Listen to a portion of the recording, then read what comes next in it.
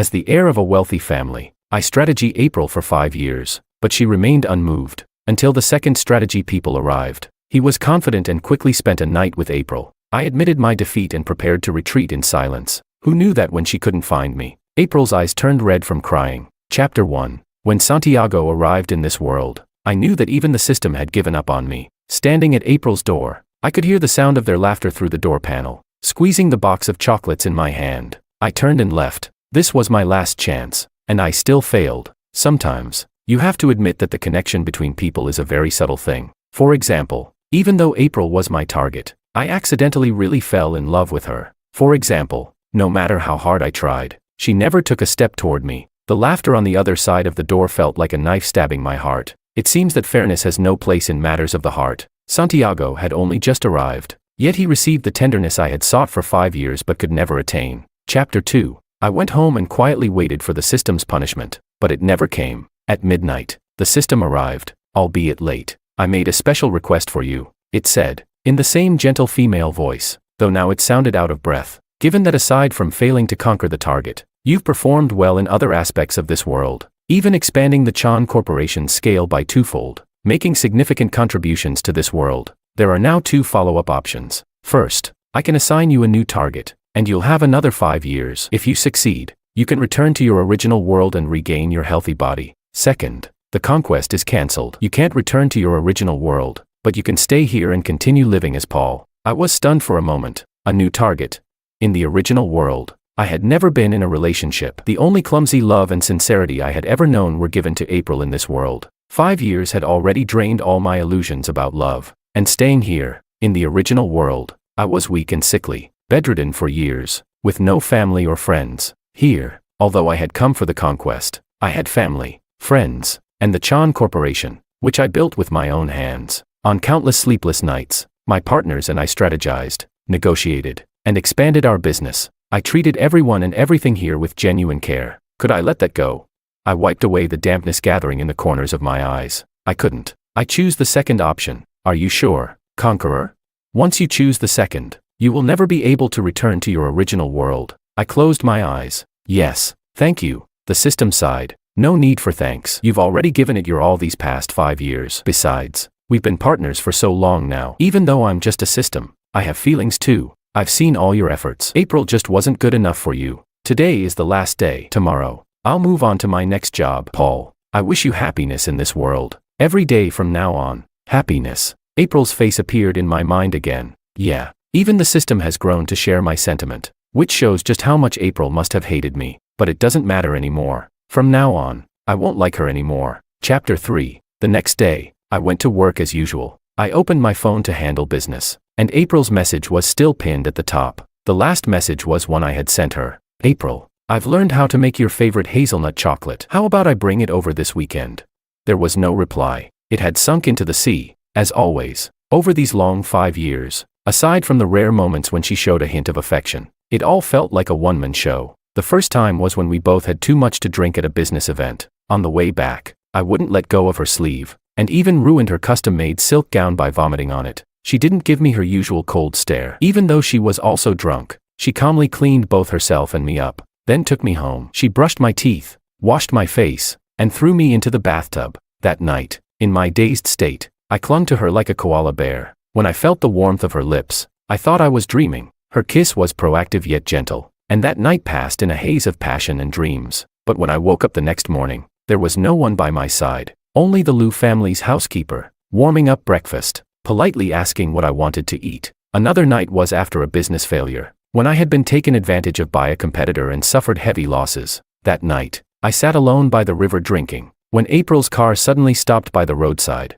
She said she had just happened to pass by. You're already an amazing CEO. One failure is no reason to wallow in self-pity. That night, she stayed with me by the river for a long time. In the end, I passed out in her arms, and she had her driver help me into her car and take me home. In the car, I lay in her arms, and in my drunken state, I tried to reach for her lips, but she dodged me. Later, I found out that she had come to comfort me because she didn't want my bad state to affect an important business meeting the next day. That meeting was crucial to the Liu family's interests. It had always been like this for the past 5 years. Whenever I thought I had gotten a sweet date, cold water would be dumped on me. The cruel reality reminded me time and time again. April didn't like me, not even a little. All the moments I clung to were nothing but fantasies. Chapter 4. I raised my hand and cancelled the pinned message. At noon, my assistant Pablo came in and asked, "Mr. Chan, you haven't given me today's lunch for Miss Liu." I paused for a moment. I didn't make it. No need to send anything. The Chan Corporation and the Liu Corporation are located in the Twin Towers, very close to each other. April has a sensitive stomach and allergies, so her food needs to be specially prepared. But despite all the precautions, there were still several times when she ended up in the hospital due to accidentally eating something she was allergic to. I didn't trust anyone else with her food, so I made it myself. No matter how busy or tired I was the night before, I always prepared her lunch and had my assistant deliver it to her. From now on, there's no need to deliver it, I said. Someone new will be making it for her. Pablo looked confused but nodded and left. Who knew that at 1 o'clock, while I was taking a nap, the phone suddenly rang. It was April's secretary, Emma. "Mr. Chan," she sounded apologetic. "Sorry to bother you, but there's no lunch delivered today, and Miss Liu is still waiting." I was silent for a moment. "Emma, I'm here." "Mr. Chan, before I started delivering lunch to Miss Liu, what kind of special meal did you usually order for her?" I think it was a 1,000 yuan special meal." "Then continue ordering that. And," I said calmly, "tell Miss Liu that I won't be delivering lunch anymore." Chapter 5. Getting woken up from a nap tends to make one irritable, but I didn't expect that by 3 p.m., Pablo came in again and told me April had a stomachache. It seems she ate something too spicy. Emma's very worried. "Miss Liu refuses to go to the hospital," Pablo continued. "She said that in the past when Miss Liu had a stomachache, you made her some medicinal soup. Google it." "Sorry."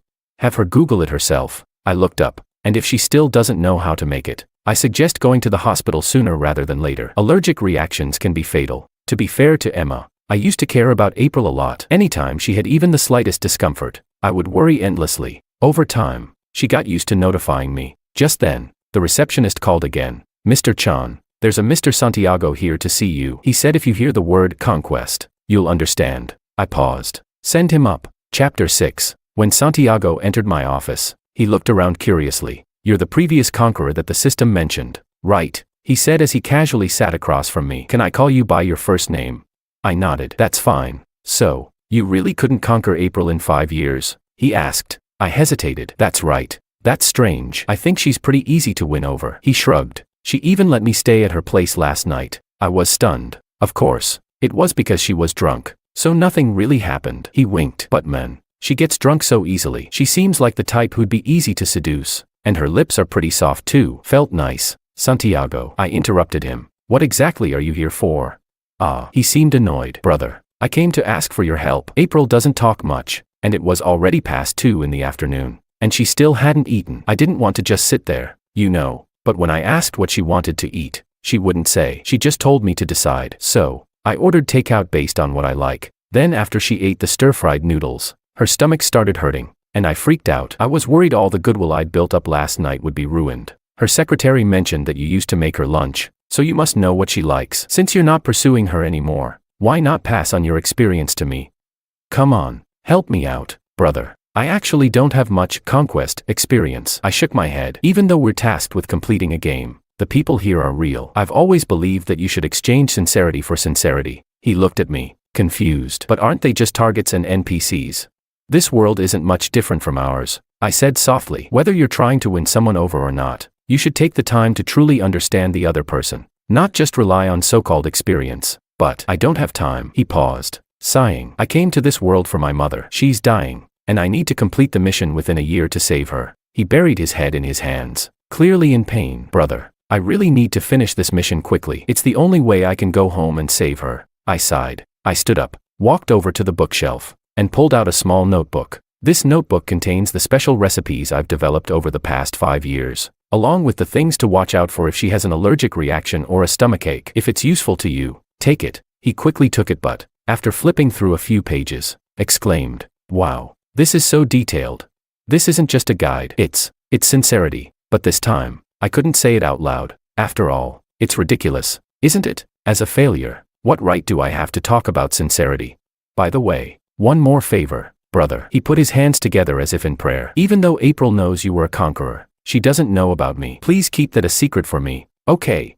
I froze. "What did you say?" "You said April knows what?"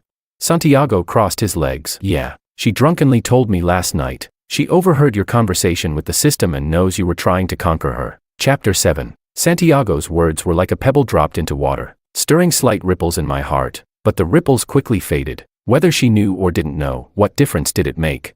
In the end, it was all over. A few days later, I attended a business banquet, and April was there too. Sure enough, Santiago was by her side, her arm linked through his. I only glanced at them briefly before turning back to smile and chat with others. Socializing is a tiring job, but sometimes, it's unavoidable. As I was talking with the president of Lu Corporation, he suddenly waved to someone behind me. Miss Lu, over here. I turned around to see April approaching, without Santiago by her side. I was just wondering why I saw Mr. Chan but not you. The president of Lu Corporation said in his usual lively manner. I've been hearing rumors lately that you two are about to tie the knot. Is it true? In the past, others had teased me about April before, and every time, I'd foolishly hope she'd say something that would surprise me. How ridiculous. April's expression remained calm. Although she wasn't as cold-faced as usual, she didn't respond either. Mr. Lu, it's just a rumor. Nothing to believe. I patted his shoulder. Besides, Miss Lu brought a date tonight. He's quite handsome, didn't you see? Oh, really? Mr. Lu's eyes flickered playfully between the two of us. I must have missed that. We exchanged a few more casual remarks before I found an excuse to leave and went up to the second-floor balcony. There was a sofa here, and whenever I got tired, I liked to sit there and rest. Behind the chair was a door that connected to a second-floor lounge. This door wasn't soundproof, and just as I sat down, a familiar male voice came through clearly. System. Paul is such an idiot. Do you not interview your conquerors, or do you just pick them based on looks? Haha. I just put on a little act in front of him, and he actually bought that story about my mom being sick. Was it my great acting or is he just dumb? He's so naive, though I have to admit he's good looking, almost a match for me. No wonder he couldn't conquer April in 5 years. Honestly, I'm amazed. He's just a failure stuck in this world, an NPC in my game. And yet he had the nerve to lecture me about sincerity, telling me to treat everyone with genuine care. Haha, what a joke. Too loud, I said. Silence fell inside. After a moment of rustling, the door opened, and Santiago stood there, face pale. Paul, here's some advice, I said calmly. This door isn't soundproof. You're disturbing my rest. His expression changed several times. Brother, don't get the wrong idea. I didn't mean to say it like that. It doesn't matter anymore. He seemed anxious. You're not going to be petty about this and tell April I'm a conqueror, right? I shook my head. I won't. I'm not interested in your affairs, rest assured. But, from now on, don't come looking for me, and don't ask me for any more tips on conquering. I don't like you. He bit his lip and finally muttered a fine before turning and walking away, probably off to find April. Chapter 8. The balcony was finally quiet again. I closed my eyes to rest for a while, but when I opened them, April was standing in front of me. I had no idea when she'd arrived, and I didn't know how long she had been watching me. You always hide here when you're tired, she spoke. Do you need something? I stood up, frowning. She hesitated for a moment. Santiago is simple-minded. We're just colleagues. Don't make things difficult for him just because I brought him here. Ah, so she came to blame me. Looking at April, I suddenly felt a bit foolish for how I used to be. You're overthinking this, Miss Lu. I smiled. Why would I trouble your assistant? Jealous because he can be by your side? She frowned. You don't have to say it like that, April. I'm not trying to conquer you anymore. She froze. What did you say? There was no need to hide anything anymore. You've known all along that I came here with a conquest mission, haven't you? I smiled. Was it that night, the first night? After Santiago told me, I thought about it for a long time. I had always been careful to only speak to the system when I was alone. Except for that night, our first night together. In the middle of the night, I woke up, feeling so full of happiness that I could barely contain it. Unable to fall back asleep, I crept out of bed and into the living room, where I summoned the system. System. Am I about to succeed in the conquest?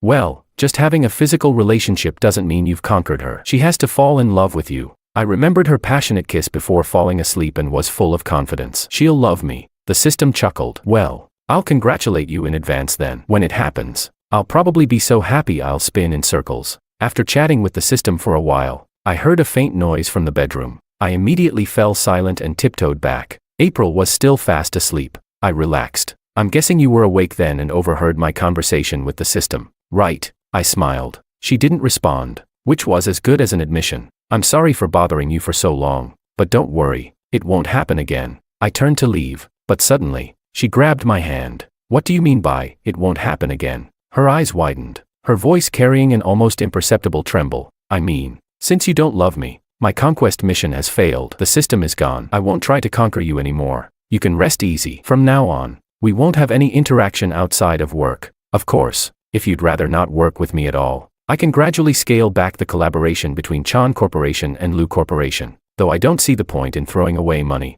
I turned to leave. So all these years of saying you liked me was just for the conquest. Her voice suddenly came from behind me. I stopped. She stepped closer. Did you really only see me as a target, with no other feelings involved? That's not true, but with all my love fading away, what was the point of explaining? Think whatever you like. People always believe what they want to believe. For 5 years, I foolishly believed that my love was expressed through all the little acts of care, the affectionate gazes, and the relentless pursuit. Even if she knew I was a conqueror, love and sincerity should still be felt, but she chose to believe in her own assumptions, turning a blind eye. Footsteps suddenly approached from behind. Paul. April rushed forward and grabbed me, like she was trying to hold onto something about to slip away. But I was never her treasure. Never. You've been lying to me, haven't you? You never really loved me. She stared into my eyes. I knew what she wanted. She wanted proof that she wasn't wrong, that she hadn't made a mistake. I met her gaze. It was all sincere. I said, "What?" She froze. "I came with a mission to conquer you, but I really did love you, April. In the business world, you and I are alike, adept at reading people. Did you really never realize that my feelings for you were genuine?" Chapter 9. When I left, April was still standing there on the balcony, dazed. After exchanging a few more pleasantries with some business associates, I was ready to head home. Pablo was waiting for me at the entrance. "Mr. Chan, are we heading back now?" "Yes, and Miss Lu." "We're not waiting." In the past, whether it was attending events or meetings, I would always wait for April. She has always been a lightweight when it comes to alcohol, but in the business world, it's impossible to avoid drinking. Every time, I wouldn't feel at ease until I saw her assistant help her into the car. But Pablo hesitated before reminding me in a low voice, "It seems like Miss Lu has been looking at you this whole time." I froze for a moment and turned around. April had somehow made her way to the hall entrance as well. Standing not far away, Santiago seemed to be chatting with her, smiling, but her eyes were fixed on me. Our eyes met, but this time, I was the first to look away. "Let's go. I won't be waiting anymore." Chapter 10. The next few days were busy because my grandmother's birthday was approaching. I hosted a birthday banquet at home, inviting some of her friends, including Mr. Lu from the Lu family. Unexpectedly, April came too. She was wearing a very nice brooch, and after thinking for a while, I realized it was the birthday gift I had given her 1 year. I even designed the brooch myself, but she had never worn it before. During dinner, I personally served noodles I had made to each elder. Grandma Chan looked at me and couldn't help but express her admiration. "Oh my, why don't I have a grandson like Paul? These noodles are just too delicious. He's handsome, manages a company, and can cook too." "Old Mr. Chan, how on earth did you get such a wonderful grandson? You don't stand a chance," my grandmother replied with a laugh. "It's all in the genes." Everyone burst into laughter, and another elder glanced at the quiet April beside her and teased, "Paul's no longer young. When does he plan to get married?" In the past, elders had teased April and me like this before. My affection for her was obvious to anyone with eyes, but she never responded. I stood up, smiling as I poured wine for the elder. "I'm still single. If you know anyone suitable, I'd be happy to meet them. If it works out, I'll give you a big red envelope when I get married." Clink. April's cup tipped over. The servants rushed to clean the table, her dress, and the brooch. "I'll take care of the brooch myself. Thank you," she said softly. "April, would you like me to introduce someone for you too?" the elder continued to tease. April's hand paused as she wiped the brooch. "No, that won't be necessary. Thank you." Chapter 11. Everyone present, including my grandmother, were sharp-minded elders. After a while, my grandmother suddenly asked Mr. Lu if he'd like to play a game of chess with her. Naturally, Mr. Lu accepted, and the other elders immediately expressed their desire to watch. In an instant, the table was left with only April and me. To be honest, in the past, I would have been overjoyed at the chance to be alone with her. I would have racked my brain to come up with fresh and interesting topics to talk to her about. But now, I had no desire to speak. On the other side of the hall, the atmosphere was lively, people playing chess, others watching, and some offering advice. On our side, though, there was nothing but the sound of our bowls and chopsticks. "You made the noodles?" she suddenly asked. "Yes, making noodles is quite the skill." "Yes, who taught you?" I put down my bowl. "If you don't like them, you don't have to eat them." She froze. "That's not what I meant. I'm full." I stood up and headed to the third-floor terrace. Grandma loves lively celebrations, so I had arranged for fireworks on the terrace. To my surprise, she followed me up there. "Let me help." Everything's ready. You can go downstairs and watch with everyone else. But she didn't leave. Do you need something else? I went to the mall yesterday and saw a tie that I thought would suit you. You've got it wrong. Today is my grandmother's birthday, not mine. The heir fell silent again. Just as I finished inspecting everything and was about to head back down, she spoke again. That night, I heard everything. Your conversation with the system. I couldn't stand being deceived, which is why I left so early the next morning. You didn't hear everything, I said. What? She looked confused. That night, later, I had said more. After making sure she was asleep, I had sneaked into another room and asked the system one more thing. I asked the system if, after completing the conquest, I could choose to stay in this world. I said, looking up at the dark night sky, I told it I didn't want to leave you, that I wanted to stay with you forever. That night, I was so happy, not just because our relationship had progressed. I was even happier because the system agreed to help me apply for permission to stay with you after the conquest. To stay in this world. Maybe it was fate. I did end up staying in this world, but it has nothing to do with April anymore. Chapter 12. After speaking, I turned and went downstairs. April hesitated for a moment, then followed me. Paul, Mr. Chan. The gate staff said there's a Mr. Han here to see you. The housekeeper said at the bottom of the stairs. Santiago. What is he doing here? Curious, I went outside, only to see Santiago standing at the villa entrance, holding a gift box. April followed, equally confused. What are you doing here? I heard it's your grandmother's birthday, so I brought a small gift. He stammered. You wouldn't mind, right, Mr. Chan? I clearly remember telling him not to appear before me again. Mr. Chan, could you come over for a moment? He appeared cautious. I took a couple of steps toward him. Suddenly, he leaned close to my ear. Brother, I'm at a critical stage of my conquest. Help me out by playing along. With that, he grabbed my hand and flung the gift away himself, stumbling back a few steps before collapsing to the ground. Ah. His face twisted in pain as he looked past me at April. From her angle, April couldn't see my hand movements behind me. Realizing Santiago's ploy, I sighed. Sure enough, April quickly approached. What's going on? She asked with a frown. April. I was just trying to give Mr. Chan a gift, but you weren't invited. You shouldn't have come in the first place, April said coldly. What? His eyes widened, clearly not expecting things to go this way, but this outcome was entirely predictable. The April I know wouldn't be swayed by such petty tricks. She may have been indifferent to me in the past, but she's not a brainless heroine from a novel. If she couldn't see through such a simple ruse, the Liu family would have fallen long ago. Santiago's risky move using me backfired. In the end, April called the villa's steward, and security escorted Santiago out. Once everything quieted down, April turned to me and apologized. It's my grandmother's birthday today, I sighed. If your little boyfriend's stunt gets photographed and ends up in the news, I'd appreciate it if you, Miss Liu, could handle it. April frowned. He's not my boyfriend. She suddenly stood in front of me. Paul, I like you. I froze, looking at her in disbelief. She took my hand. April's hands are beautiful. In the past, I had often hoped that these beautiful hands would one day reach out to hold mine.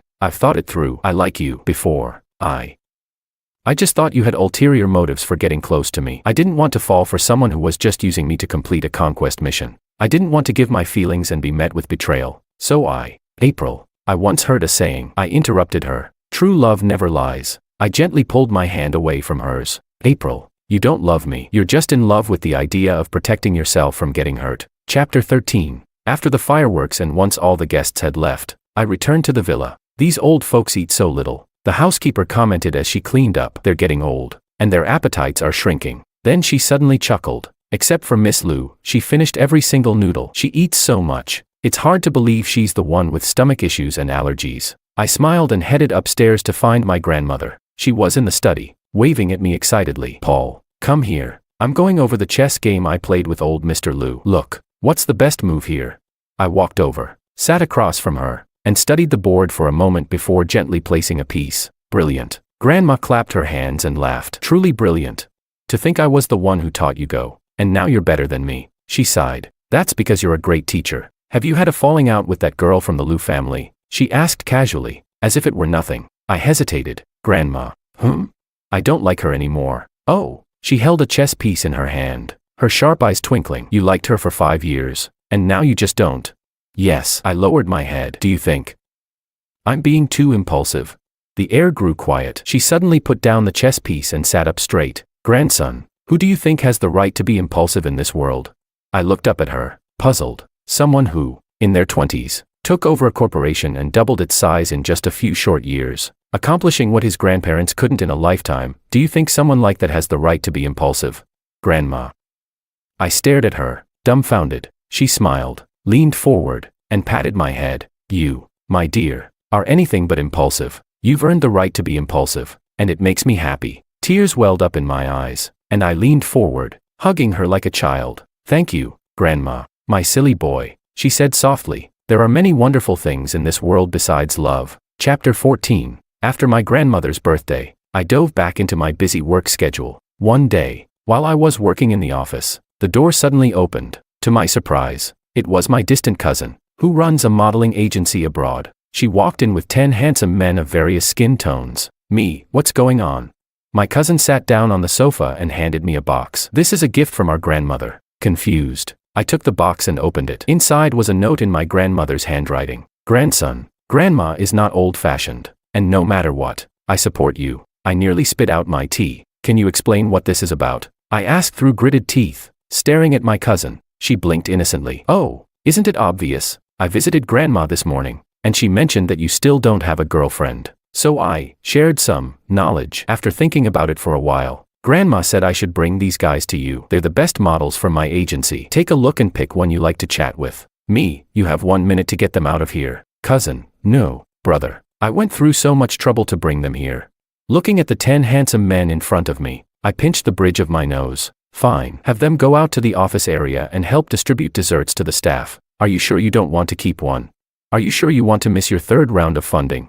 She instantly changed her tune. They're leaving right away.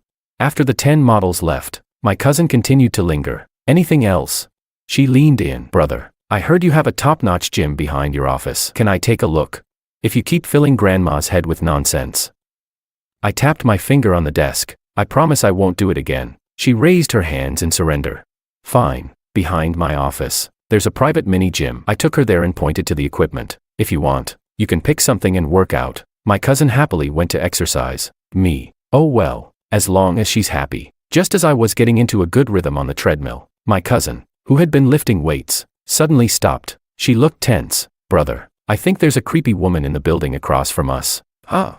She came over and pointed. Look, that woman over there has been staring at us for a while now. I glanced over. April was standing in the office building opposite ours, holding a cup of tea. Her gaze locked on us. My cousin, who's lived abroad for years and didn't know April, shivered and asked, is she a stalker or something? Don't worry about it, I replied calmly. Just close the blinds. Got it. She happily went to pull the curtains but tripped, and I quickly reached out to steady her. From April's angle, it probably looked like we were kissing, and with a soft swish, the curtains closed. Chapter 15. At the end of the day, my cousin came to say goodbye with her 10 handsome models in tow. I clenched my eyebrows and told her not to come back unless necessary. After all, it seemed like no female employee had been able to focus on work all afternoon. Even a few of the male employees seemed distracted. As I passed the secretary's office, I noticed Pablo was still there. Why aren't you off work yet? I asked casually. He looked glum. Because Emma has to work overtime today. Emma? Lu Corporation's Emma. What does her overtime have to do with you? She's my girlfriend. Mr. Chan, realizing what he had just said, Pablo quickly stood up, looking like he was about to cry. We're not. It's fine, I said, still surprised but not planning to interfere. It's good. You're free to date. Don't worry about what I think. No wonder he always knew all the Lu family gossip. Actually, we kind of got together because I kept helping you deliver lunch and messages to Miss Lu. He scratched his head, looking a bit shy. By the way, Mr. Chan, did you know Miss Lu got hurt? Miss Lu somehow cut her hand on some broken teacup shards this afternoon. Emma's taking her to the hospital to get it stitched up, so she's still not off work. Oh, you don't seem too concerned. He mumbled. Nope, I smiled. So from now on, don't bother telling me about Miss Lu. Chapter 16. The next day, I saw April in the company lobby. Her right hand was still wrapped in bandages. Can you give me some time? She asked softly. April, I sighed. If this is about work, you can handle it with the team. It's not about work, she interrupted. Please, Paul, just 5 minutes. That's all I'm asking. I frowned and looked at her. She reached out and took my hand. Paul, if what's bothering you is Santiago, I've already made things clear with him. I admit that. At first, I used him to get back at you. I hated how much control you had over me. I wanted to make myself like someone else, to try and love someone who genuinely cared about me, but I realized I couldn't do it. Now, I've come to understand that I can't stand seeing you with someone else." Her voice softened. "Please, don't be angry anymore, okay?" "April, you've misunderstood," I said calmly. "This isn't about anyone else, and I'm not angry with you. I just don't love you anymore. And you might not have figured out the difference between possessiveness and love. For the past 5 years, despite the distance between us, she never clearly expressed her feelings. She didn't love me, but she never cut me off completely. She accepted my kindness yet always pushed me away, keeping me holding onto a sliver of hope, always thinking that maybe, just maybe, next time she'd turn around and see me. You just don't want to lose something that was once yours. No, no." She shook her head desperately, her expression filled with pain. "I really do love you." In the midst of our conversation, I suddenly noticed Santiago. He stood outside the door like a ghost. Our eyes met, and he forced a smile before walking in. April followed my gaze and saw him too. "April, why aren't you answering my calls?" He took a step closer. "Why did you have HR talk to me about canceling our contract? Why won't you see me?" "Santiago." April frowned. "Maybe I gave you the wrong impression at the start, but we've already made things clear." "Made things clear?" He suddenly shouted. "I like you. I love you. Can't you see that? When we met, you said you liked my personality, that I was kind-hearted, that you thought my voice was pleasant. You were falling for me." April paused. "I'm sorry. You're a great person, and I know you genuinely like me, but I just don't have feelings for you." Santiago stared at her in shock, then pointed at me. "It's because of him, isn't it? He told you, didn't he? Told you I'm a conqueror, right?" "What?" April was stunned. "How could you be so cruel?" He threw the notebook I had given him at me. "You used me to test her true feelings. You failed your conquest. So why are you still meddling?" "You've misunderstood." "I didn't tell her," I said calmly. "I have no interest in whether you succeed in your conquest or not. You're lying. If you didn't tell her, then why doesn't she like me?" His gaze was filled with venom. "You failed, so you don't want me to succeed either." There was no point in reasoning with someone so irrational. "Security," I called, and someone immediately stepped forward. Santiago was escorted out, still shouting and yelling. April, upon hearing the word conquest, had been frozen in place since the beginning of Santiago's rant. She trembled as she bent down to pick up the notebook from the floor. "This, he asked for it. Since he doesn't need it anymore, just throw it away." But she held onto the notebook tightly, unable to process everything. "You see, April, what you once thought was certain, wasn't necessarily true. You've never truly understood how to discern genuine love, and the moment of truth arrived sooner than expected, in a way none of us imagined." "Paul, what he said?" Her voice trembled. "It's all true." I looked her straight in the eye and said calmly, "Both Santiago and I are conquerors." Chapter 17. After that, April became more attentive. There were lunches on my desk, daily messages asking how I was, and small gifts from time to time. I heard she was learning how to cook. Everything seemed to have reversed. She suddenly lowered her stance, saying she wanted to do everything I had done for her in the past, but I felt nothing. Months passed, and apart from work, I barely acknowledged her. Yet she continued. One evening after work, a light drizzle fell from the sky as I left the office building. I saw her, as usual, waiting at the door. This time, I didn't ignore her. I walked over. "Let's take a walk." Her eyes lit up. "Okay." We walked past the corner without an umbrella. "Do you remember where we first met?" I asked. She froze. "It was at this corner cafe." That day, I was excited because, after living in this world for 22 years, I finally got to know who my conquest target was. And then I saw you. Love at first sight. Later, the system told me that you were my conquest target. Do you know how happy I was at that moment? The person I had fallen for at first glance turned out to be my conquest target. What could be more fortunate than that? Paul. She nervously reached out her hand. I avoided her hand and smiled. "April, this has always been a secret I kept in my heart, a secret tied to the moment I fell for you. When I first started the conquest, before bed, I would often imagine how, on our wedding night, I would tell you this secret. I would kiss you gently, tease you a bit, and when you begged me, I'd lean in and whisper it in your ear. Honey, I actually have a system that asked me to conquer you. But did you know, before the system even told me to, I had already fallen for you. But I never got to live that night, even after 5 years of waiting." "Paul." She grabbed my hand, her eyes red with tears. "I won't make you wait anymore. You're misunderstanding my point." I shook my head, cutting her off. "The reason I can talk about this calmly now is because I've truly moved on. That love and passion I had for you over those 5 years, it's all gone. April, let's end this where it all began." Chapter 18. April froze. After a moment, She shook her head. Paul, I'm not letting go. I love you. I know it took me too long to realize it, but it's not too late to make things right. Paul, I will treat you twice as well from now on. I'll be by your side. Wherever you want to go, I'll go with you. Whatever you want to do, I'll do it with you. It's too late. It's not too late. She gripped my hand tightly. Isn't this the perfect time? You don't have the pressure of a conquest anymore, and I've finally come to understand my own heart. Please give me a chance. Let's be good to each other from now on. Okay. At that moment, a cold laugh came from nearby. If you two are going to be fine, what about me? I turned around, and there, standing before us, was Santiago, whom I hadn't seen in a long time. April, I've done so much for you over the past few months. Why do you keep ignoring me? How can you be so cold and heartless? Do you know what I'll face if I fail my conquest? Why don't you love me? How can you not love me? Paul, a voice suddenly echoed in my mind. System, I was stunned. You're back. I was worried about you. Be careful of the other conqueror. Headquarters has flagged his mental state as critical. Before the words even finished, Santiago had already pulled out a knife, his face pale, his smile terrifying. Why does Paul get to walk away after failing his conquest? But I have to be erased.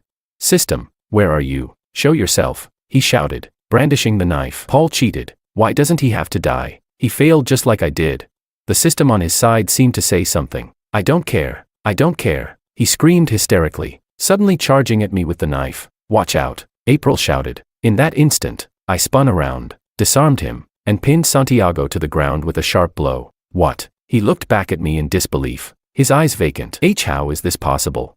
My family was afraid I'd get kidnapped, so I've been trained in martial arts since childhood. Handling you is child's play. I released him, and he slumped to the floor. I've told you before, the people in this world aren't NPCs in your game. If you want to win someone over, you have to truly understand them, and yet you didn't understand me, but you dared to pull a knife on me. No, no. He muttered, suddenly breaking into tears. Please, system, just give me one more chance. I can do it. Please, don't. Is it time already? There's still time, right? I can make her love me. She's about to love me. I almost killed Paul, and if I had, April would love me. If all else fails, I'll drug her.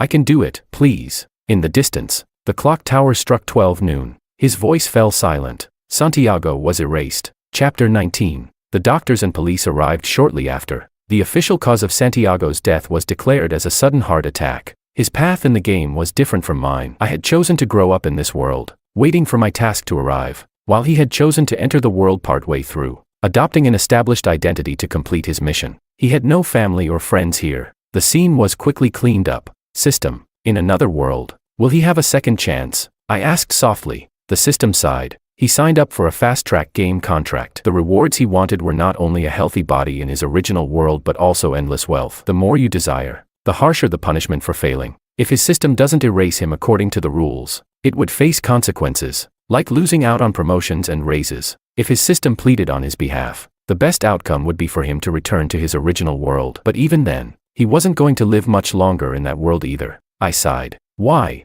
did this happen? April asked in a daze. He's really dead.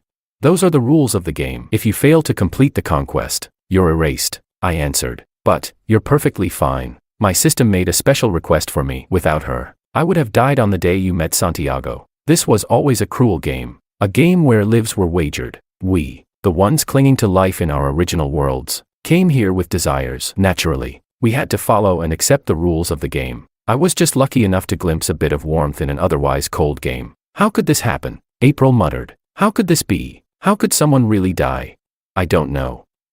She lifted her hand, trembling slightly. Paul, I really didn't know. You didn't know, I said, turning away from her hand. But for 5 years, you had countless opportunities to ask me. I had countless moments where I wanted to tell you, but every time, you pushed me away with your coldness. So many times, when I turned to look at her, she looked away. So many times, when I tried to hold her, she turned her back on me. The fear of death for failing the conquest. The emptiness of a love that could never be returned. How I wished she could have turned around, just to see me. Even if she didn't say a word, just listening would have been enough. But she never gave me that chance. It's enough now. She stepped forward, grabbing my hand, her voice trembling. Paul, I was wrong. I was wrong to try and test your sincerity. Wrong to not cherish your love. I was arrogant and insecure, unable to believe you truly liked me. Unwilling to lower myself to reach out to you. You gave me the most precious love. You nearly gave your life for me. Paul, her eyes were red. her voice pleading. Please give me one more chance. Okay.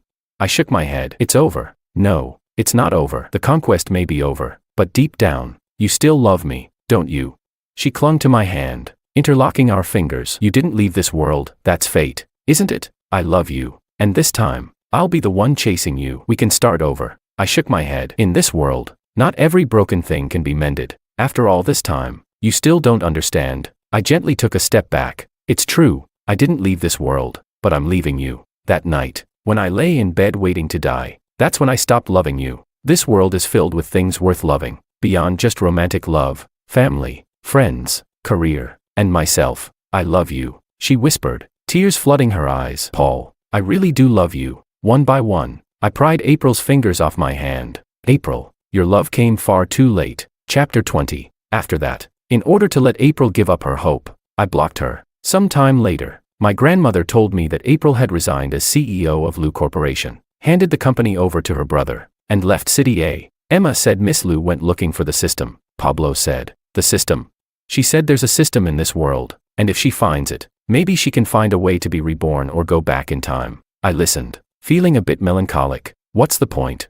Instead of wishing for another chance at life, she should cherish the people who will be with her in the future. Maybe she realized that she'd never find anyone who would treat her as well as you did. Mr. Chan, Pablo said wistfully. Pablo and Emma are getting married. I gave him time off for his wedding and also took a day off myself. My system was helping to clean up some of the issues left behind by Santiago's system. Now she was leaving, and I wanted to say goodbye. Holding a beer, I went to the beach and sat on a rock. System, I called out. I've been thinking about something these past few days. Go ahead. Why was Santiago's time limit only 1 year, while mine was 5? She stammered. I smiled. Logically, even though we chose different paths, our task durations should have been the same. Each year, you made special requests for me, didn't you? She fell silent, seemingly a little embarrassed. What did you trade to get me those 5 years?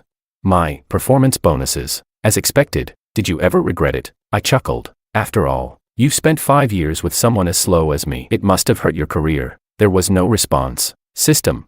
Paul. Her voice sounded especially serious. I've never regretted it, because I always believed that people who live sincerely deserve to be treated kindly by the world. I was stunned. The sunset dipped into the horizon, and flocks of seagulls flew by. For some reason, my eyes felt a little misty. Thank you. You're really a kind system. She laughed. It's nothing. Performance metrics aren't that important. What matters is enjoying the work. I had a great time partnering with you. And Paul, you're not slow at all. Those who give their heart shouldn't be mocked or trampled on. Yeah. I wiped the corner of my eye. Will I ever see you again? Maybe chat with you sometimes? I'm afraid not, she said with a hint of sadness. There won't be any more conquerors in this world. So after today, we probably won't meet again. I see. System. It's been 5 years, and I never asked, do you have a name? We don't have names, only numbers. My number's actually pretty lucky, 520. It symbolizes love, she sighed. Unfortunately, it didn't bring you any luck in love. I shook my head. What I gained here was far more than love. Thank you, little 5. I raised my glass toward the distance. The system paused. Every time you were happy, you'd tell me you were going to go twirl. I imagine you must look beautiful when you dance. She laughed. I like the name Little 5. Goodbye. Goodbye. The evening breeze swept by, and I knew Little 5 had left. Turning around, on the other side of the shore was a field of flowers. Every flower swayed gracefully. I stood up and walked toward the sea of flowers. I've decided to stay in this world, a world where there are no longer any conquerors, a world full of unknown wonders. I believe that those who strive to live well will not have bad luck. I believe I will live a vibrant, colorful life, and I believe that, one day in the not-so-distant future, I will fall in love again with someone who's worth it, and this time, I will love boldly, and with certainty, onward, toward the road to the future.